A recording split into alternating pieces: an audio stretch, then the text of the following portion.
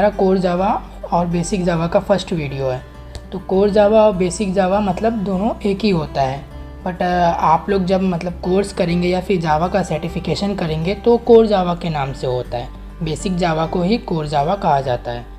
तो चलिए हम लोग वीडियो को स्टार्ट करते हैं।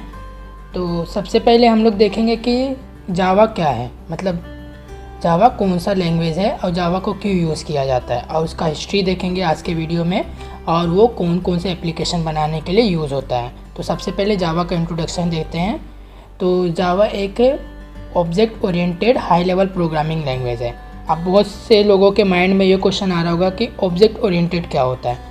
तो ऑब्जेक्ट ओरिएंटेड एक मेथड है जो हम लोग को प्रोग्राम मतलब कोई भी वेबसाइट डेवलपमेंट करने के लिए और उसका मेंटेनेंस मतलब बाद में बनाने के लिए उसको मेंटेन करने के लिए एक सिंपल करता है। ये मेथड ओप्स की हेल्प से मतलब ऑब्जेक्ट ओरिएंटेड प्रोग्रामिंग लैंग्वेज जो हमारा है उसकी हेल्प से हम लोग कोई भी सॉफ्टवेयर को डेवलप कर सकते हैं सिंपल वे में, और उसको मेंटेन भी कर सकते हैं सिंपल वे में।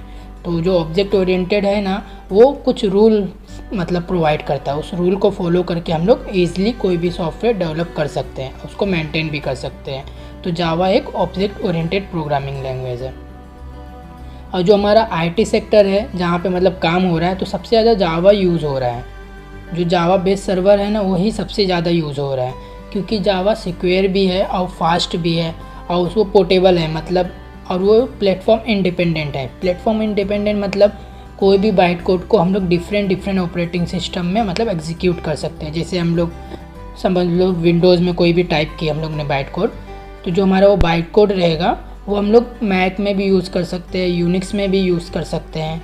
तो इसीलिए जावा को सबसे ज़्यादा यूज़ हो रहा है, जो हमारे अभी प्रेजेंट टाइम पूरे वर्ल्ड में सबसे ज़्यादा जावा को यूज़ कर रहा है। और अच्छा सॉफ्टवेयर इंजीनियर बनने के लिए हमें जावा आना बहुत ही ज़रूरी है।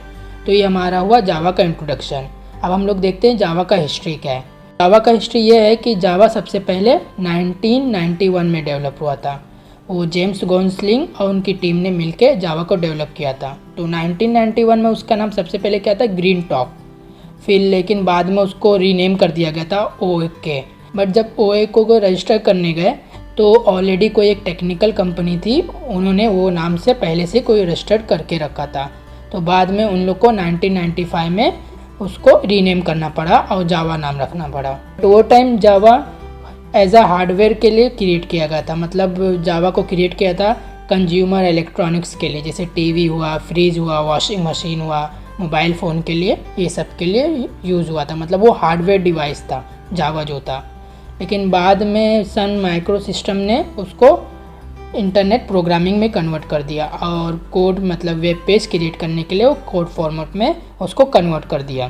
तो हमारा जावा क्या हुआ, एक ये इंटरनेट प्रोग्रामिंग लैंग्वेज हुआ और वो general purpose oriented programming language हो गया।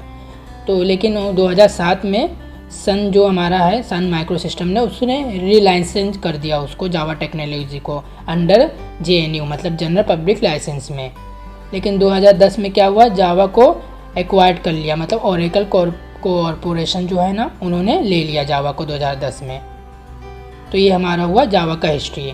अब जावा के एप्लीकेशन मतलब जावा कौन कौन से एप्लीकेशन बनाने के लिए यूज़ होता है।